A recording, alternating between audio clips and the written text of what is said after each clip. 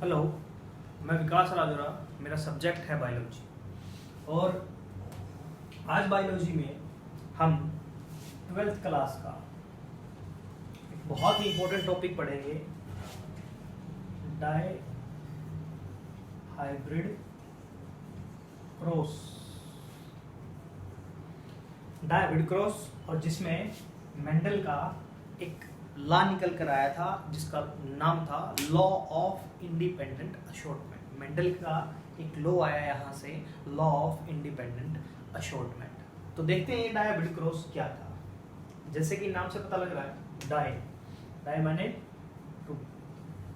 तो दो कैरेक्टर को लेकर जब मेंडल ने क्रॉस कराया था तो उसे बोला गया था डाई हाइब्रिड क्रॉस। क्योंकि इससे पहले वाली वीडियो में हमने इनकम्प्लीट डोमिनेंस और उससे पहले हमने मोनोहाइब्रिड क्रॉस देखा था। मोनोहाइब्रिड क्रॉस जिसमें एक कैरेक्टर को लेकर क्रॉस कराया गया। और अब मेंडल ने क्या किया, एक स्टेप थोड़ा और आगे उसने अपने एक्सपेरिमेंट को बढ़ाया और उसने डाई हाइब्रिड क्रॉस कराया। डाई हाइब्रिड क्रॉस में उसने दो कैरेक्टर्स लिए। दो कैरेक्टर कौन से थे? पहला कैरेक्टर था सीड की शेप और दूसरा था सीड का कलर। शेप में हमने दो चीजें देखी थी, यानी कि दो ट्रेट देखे थे उसके, राउंड और रिंकल्ड। और कलर में भी दो थे, दो ट्रेट, एक येलो था और ग्रीन था। तो ये दो कैरेक्टर लेकर उसने डाई हाइब्रिड क्रॉस किया। चलो लेते हैं दो कैरेक्टर। तो उसने क्या किया, राउंड प्लस दूसरा कैरेक्टर क्या होगा यहां पर, येलो। राउंड प्लस येलो को उसने क्रॉस कराया रिंकल प्लस ग्रीन के साथ। जब उसने मोनोहाइब्रिड क्रॉस कराया था इन कैरेक्टर्स का, तो उसने ये देखा था कि जब उसने राउंड को रिंकल्ड के साथ क्रॉस कराया था तो F1 जनरेशन में जितने भी सीड आए थे वो सारे राउंड आए थे। इसका मतलब ये क्या हुआ कि डोमिनेंट कौन हुआ, राउंड या रिंकल्ड? दैट मीन राउंड, क्योंकि F1 जनरेशन में जितने भी आए थे वो सब राउंड थे। और जब मोनोहाइब्रिड क्रॉस में येलो सीड को ग्रीन के साथ क्रॉस कराया था तो क्या आया था, येलो। F1 जनरेशन में जितने भी सीड थे वो सब येलो थे। इसका मतलब क्या हुआ कि डोमिनेंट कौन हुआ, येलो। तो सिंबल से डिनोट कर देते हैं। हमने मोनोहाइब्रिड क्रॉस में कहा था कि मेंडल ने क्या किया था कि F1 जनरेशन में जो रिजल्ट आया था उसको कैपिटल से डिनोट कर दिया था। तो अब इसको हम कैपिटल से डिनोट कर देते हैं। तो इसको किससे करेंगे, स्मॉल आर, और ये हो जाएगा हमारा स्मॉल वाई। यहां पर ये हमारे पास दो कैरेक्टर आ गए हैं। अब नेक्स्ट स्टेप क्या है, सेम वही 3 स्टेप रखने हैं हमें। जो एक्सपेरिमेंट में 3 स्टेप मेंडल ने दिए थे वही 3 स्टेप के अकॉर्डिंगली चलना है हमें। Selection of pair plant, then उसके बाद हाइब्रिडाइजेशन, फिर सेल्फिंग। तो अब यहाँ पर सिलेक्शन के बाद उसने क्या कराया, सेकेंड स्टेप हाइब्रिडाइजेशन कराया। हाइब्रिडाइजेशन के बाद यहाँ पर कौन सा स्टेप आएगा, गैमीट का, गैमीट्स बनाने का। यानी कि कौन सा लॉ लगा, लॉ ऑफ सेग्रीगेशन। सेग्रीगेट करेंगे, यानी कि जो पेयर में अलील हैं वो क्या हो जाती हैं, गैमीट्स बनने के दौरान सेग्रीगेट हो जाती है। और हर एक गैमीट सिर्फ एक ही अलील क्या करता है, रिसीव करता है। तो यहाँ से गैमीट्स बनाते हैं। तो यहाँ से क्या आ गया, आर आ गया। एक गैमीट में ये आ गया, दूसरे गैमीट में ये चला गया। अब क्योंकि डाई हाइब्रिड क्रॉस कर रहे हैं तो इसीलिए हम दो कैरेक्टर ले रहे हैं। और तो दोनों कैरेक्टर लेंगे तो ऑब्वियस सी बात है दोनों कैरेक्टर साथ साथ चलेंगे।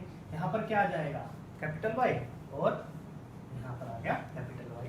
तो एक गैमीट हमारे सामने आया जिसमें दोनों कैरेक्टर की एक एक अलील होगी, क्योंकि लॉ ऑफ सेग्रीगेशन लगेगा। अगर आप इसको मोनोहाइब्रिड क्रॉस भी करके देखें, यानी कि अगर आप इसको मोनोहाइब्रिड क्रॉस की नजर से देखें तो आप येलो को ढक लो और गैमीट्स बनाओ, क्या बनेंगे, आर और आर अलग अलग गैमीट में हो जाएंगे। अब येलो को करोगे तो Y और Y हो जाएगा।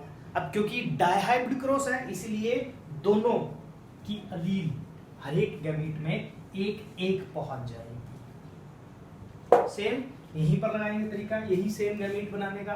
स्मॉल आर और स्मॉल आर स्मॉल वाई। ये बन गए हमारे गैमेट्स।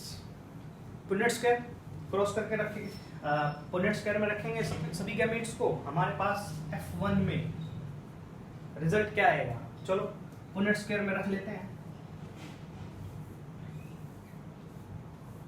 यहां पर रखा हमने capital R capital R capital R capital R capital Y capital R capital Y, small R small Y small R small Y. Cross करेंगे क्या आएगा, capital R small R capital Y small Y capital R small R capital Y small Y. Same चारों का result क्या आएगा, चारों का result same आएगा। इसका मतलब अगर डायहेब्रिड क्रॉस में F1 जनरेशन में देखें तो सारे सीड कैसे आएंगे, हमारे सारे सीड आएंगे राउंड प्लस येलो। कौन सा लॉ लग गया यहाँ पर, लॉ ऑफ डोमिनेंस लग गया। तो यहाँ पर R जो है वो क्या है, डोमिनेंट है किस पर, रिंकल्ड पर।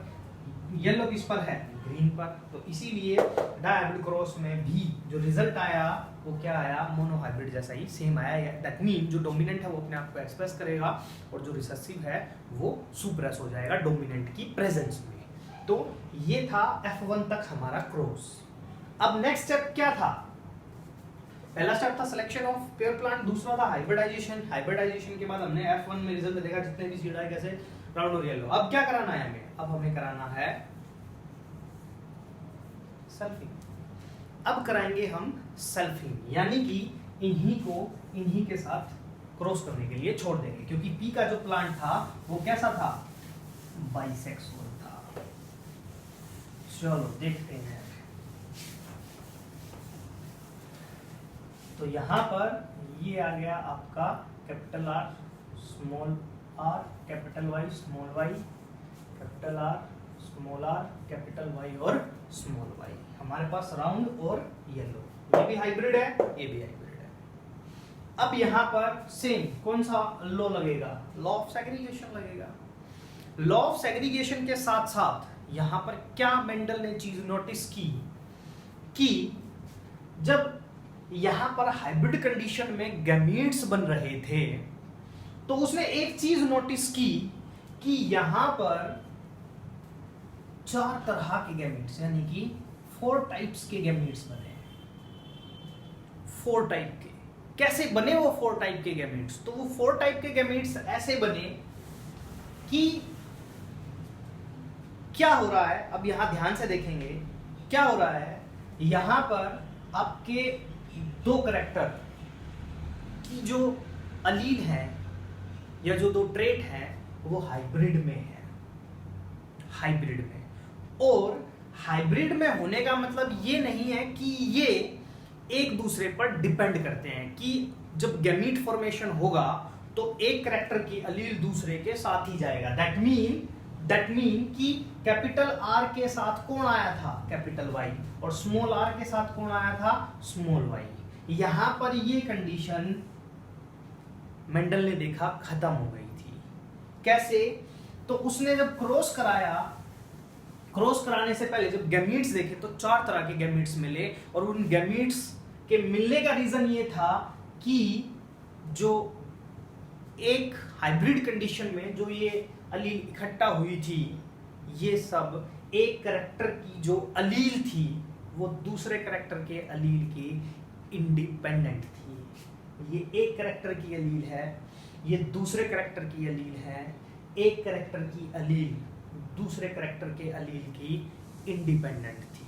मतलब वो इंडिपेंडेंटली सेग्रीगेट कर सकती थी। इसको समझने के लिए हम ऐसे देखते हैं, जैसे फॉर एग्जांपल गैमीट्स बनाए, तो फॉर एग्जांपल इसको हम अगर क्या करते हैं, हाइड कर लेते हैं, तो यहां पर हम क्या करते हैं, इसका गैमीट्स बनाते हैं। तो क्या होगा, 50% जो 50% गैमीट्स बनेंगे उनमें क्या आएगा, कैपिटल आर, और जो 50% गैमीट होंगे उसमें क्या आ जाएगा, स्मॉल आर।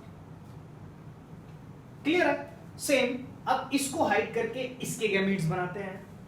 50% जो गैमीट होंगे, सीधी सी बात है, उसमें क्या होगा, वाई होगा, और जो 50% गैमीट्स बनेंगे इसके, उसमें स्मॉल y होगा।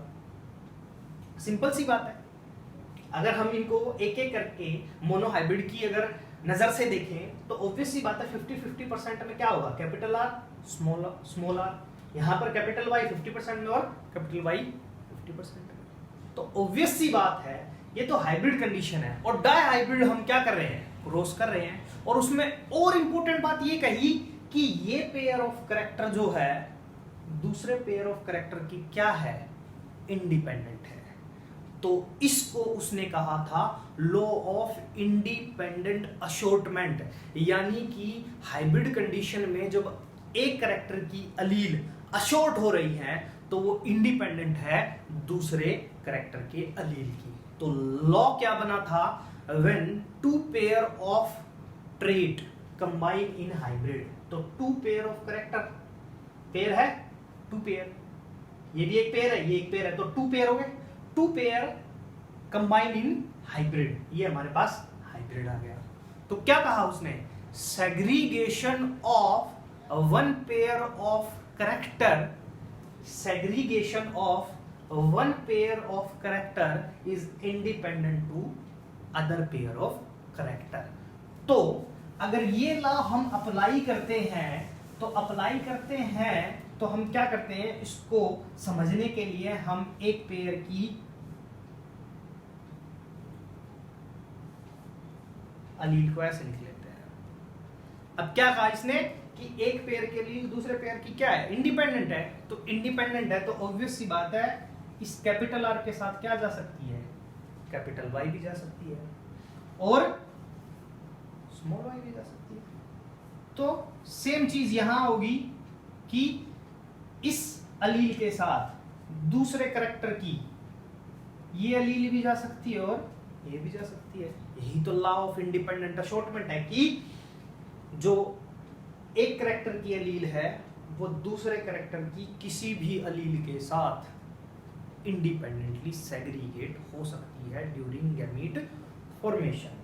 तो ये था हमारा लॉ ऑफ इंडिपेंडेंट अशॉर्टमेंट। अब क्रॉस कराओ, गैमीट्स बनाओ। अगर लॉ ऑफ इंडिपेंडेंट अशॉर्टमेंट लग रहा है तो यहां पर क्या आ जाएगा, कैपिटल आर और कैपिटल वाई। यहां क्या आएगा, कैपिटल आर और स्मॉल वाई।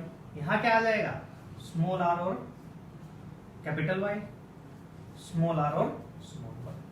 दैट मीन एक हाइब्रिड से कितने टाइप के गैमीट्स बनने की पॉसिबिलिटी है, 4 टाइप ऑफ गैमीट्स बनने की प्रोबेबिलिटी या पॉसिबिलिटी है due to law of independent assortment. That mean hybrid होने के बाद भी अलील जो है वो अपनी मर्जी से एक कैरेक्टर की अलील, एक कैरेक्टर की अलील, एक कैरेक्टर की अलील दूसरे कैरेक्टर के अलील के इंडिपेंडेंटली जा सकती है।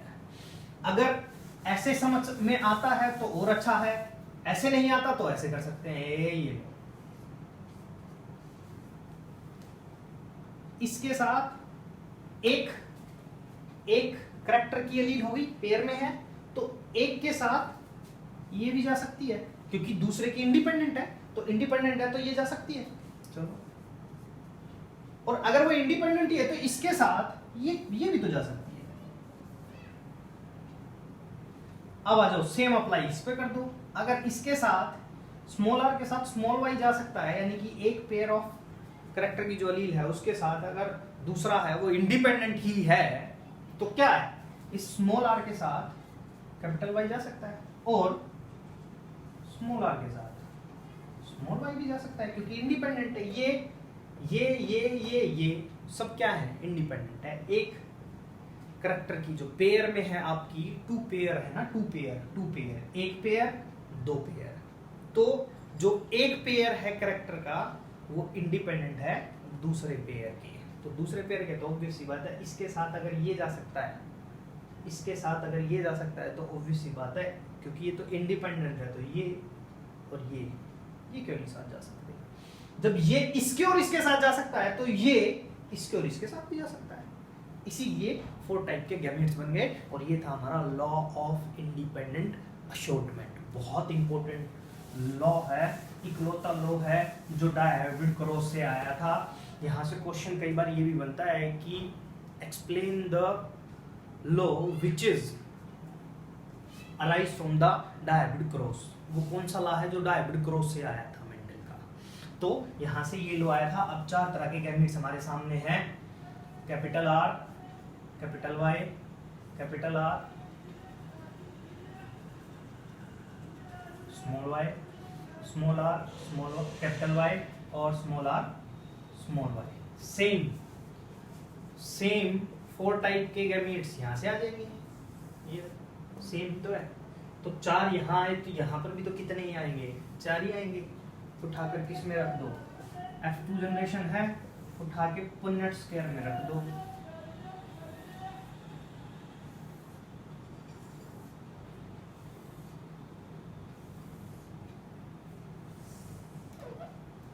ये रख दिए।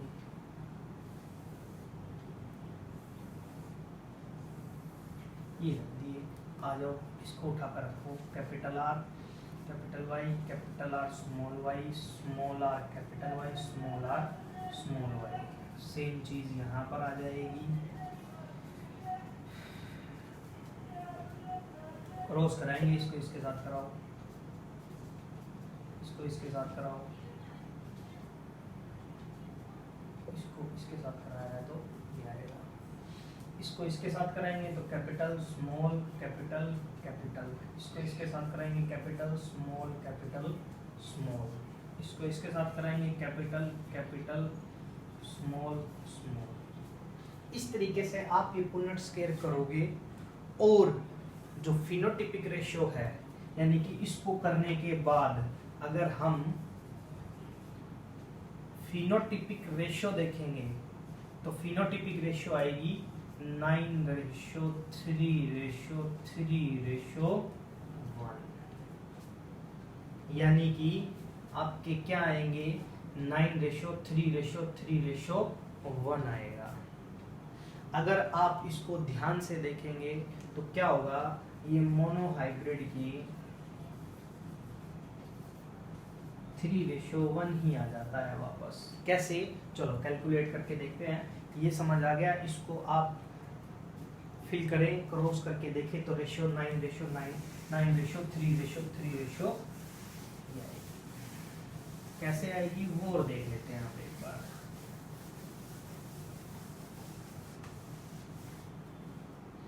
अगर मोनोहाइब्रिड की, अगर इसी डायहाइब्रिड में अगर हम मोनोहाइब्रिड की करके देखते तो क्या आता, 3:1 आया था।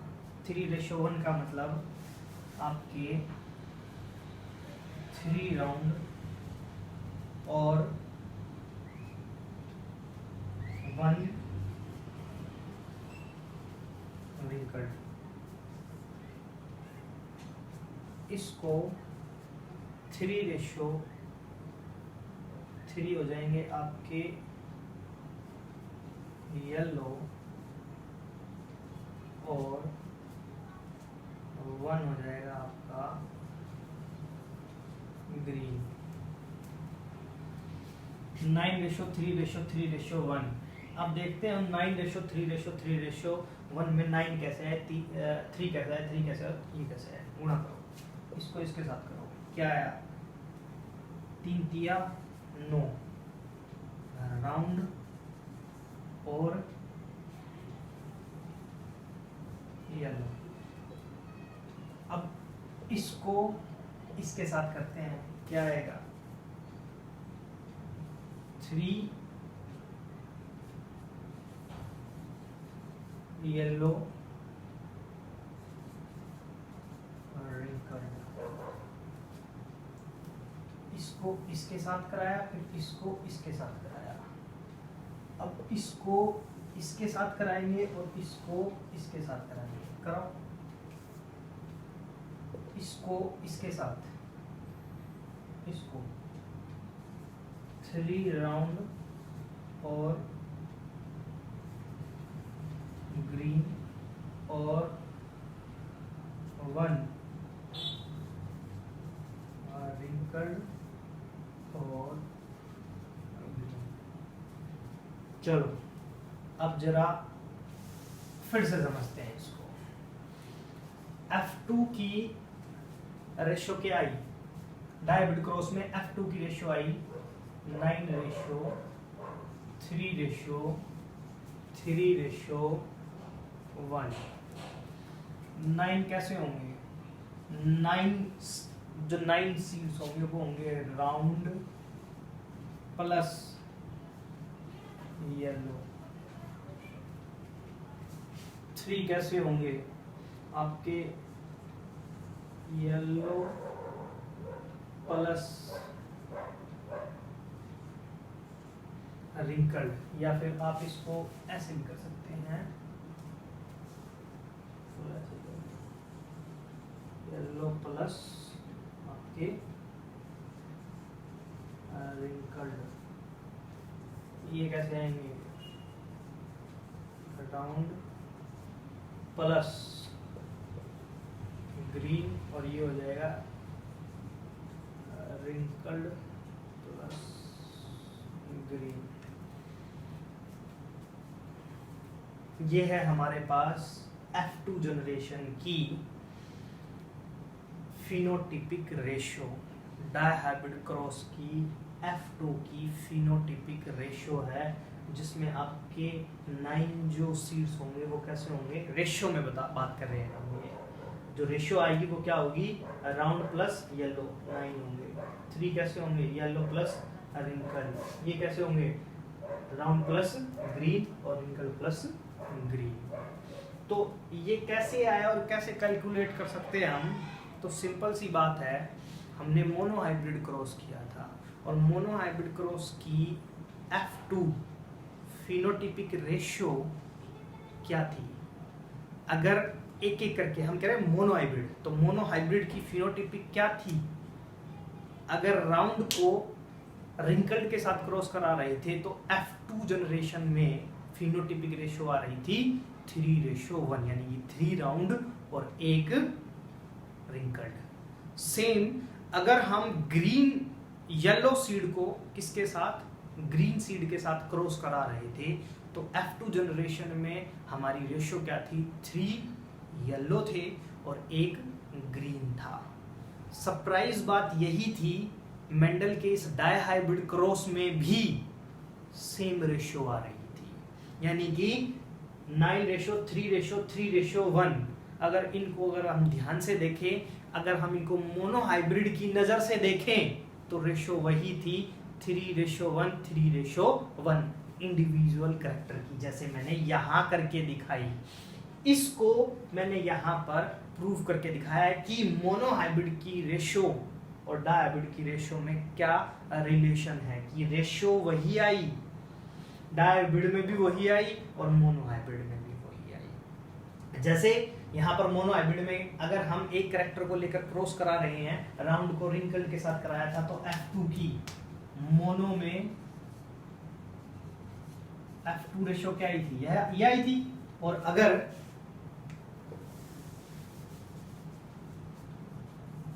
हम किसकी बात करें? सीड के कलर की, तो रेशियो क्या आई थी? F2 ये आई थी। हमने इसको गुना करके देखा तो रेशियो क्या आई? यही आई। दैट मीन इसका मतलब क्या हुआ? रेशियो सेम थी। तो ये था मेंडल का डायहाइब्रिड क्रॉस। और सबसे इंपॉर्टेंट बात इसमें लॉ ऑफ इंडिपेंडेंट असॉर्टमेंट की when two pair of trait combine in hybrid, segregation of one pair of character is independent to other pair of character। ये था लॉ ऑफ इंडिपेंडेंट असॉर्टमेंट। यहाँ से ratio ये आई। अब अगर हम इसकी जीनोटिपिक रेशियो की बात करें ना, तो जीनोटिपिक रेशियो होगी 1:2:4। यहाँ से क्या हो जाएगी? सेम भाई 2:1। यहाँ से क्या हो जाएगी? 2:1। यहाँ क्या होगी? ये होगी आपकी ये रेशियो, ये होगी हमारी जीनोटिपिक रेशियो। जीनोटिपिक रेशियो 1:2:2:4, 2:1, 2:1 और 1। ये होगा हमारी जीनोटाइपिक रेशियो, ये होगी हमारी फिनोटाइपिक रेशियो, जो एग्जैक्ट थी किसकी, मोनोहाइब्रिड के, यानी कि अगर इंडिविजुअली देखे तो रेशियो वही आ रही है। तो ये था हमारा, थोड़ा सा मैथमेटिक्स घुसा दिया था मेंडल ने, और यही कारण था कि आगे चलकर उसके जो उसने रिसर्च किया था वो ज़्यादा एक्सेप्टेबल नहीं हुआ था। नेक्स्ट वीडियो में अब यही बात करेंगे, क्रोमोसोमल थ्योरी ऑफ इनहेरिटेंस, बहुत इंपॉर्टेंट है, ये 5 नंबर में आ जाता है।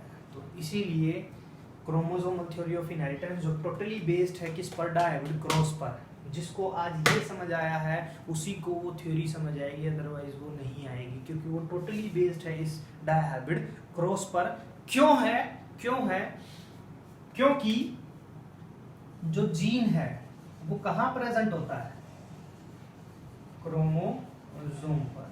तो कल क्या करेंगे, इन क्रोमोसोम्स के बेस पर देखेंगे हम। अभी तक हम जीन के बेस पर देख रहे थे कि जीन रिस्पॉन्सिबल है किसके लिए, कैरेक्टर्स के लिए, और जीन कहाँ प्रेजेंट है, क्रोमोसोम पर, क्योंकि डीएनए में क्या प्रेजेंट है, डीएनए में कह रहा हूँ, न्यूक्लियस में क्या प्रेजेंट है, न्यूक्लियस में जो थ्रेड लाइक स्ट्रक्चर है क्रोमोसोम वही प्रेजेंट है। और क्रोमोसोम किससे बने हैं, प्रोटीन प्लस डीएनए के रैपिंग से बने हैं आपके क्रोमोसोम।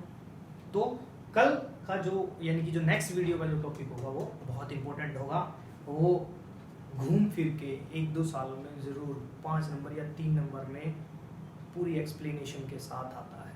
तो ये था हमारा आज का टॉपिक, डायहाइब्रिड क्रॉस।